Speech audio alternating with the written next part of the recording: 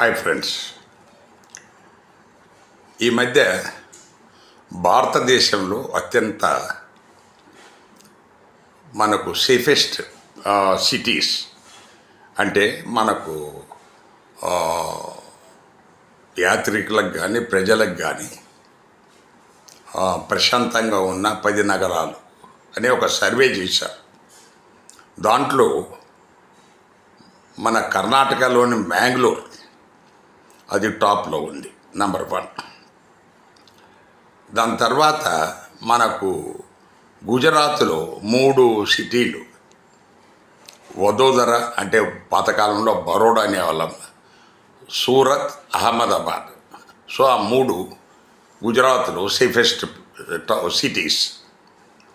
దాని తర్వాత మనకు ఈ నవీ ముంబై, మనకు అలాగే తిరువనంతపురం, చెన్నై, జైపూర్, లాస్ట్లో చండీగఢ్ ఉంది. దాని తర్వాత మన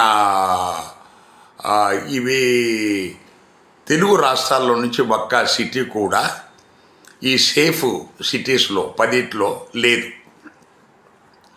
ఈవెన్ ఢిల్లీ కూడా 10 తర్వాత వచ్చింది దాని ర్యాంక్.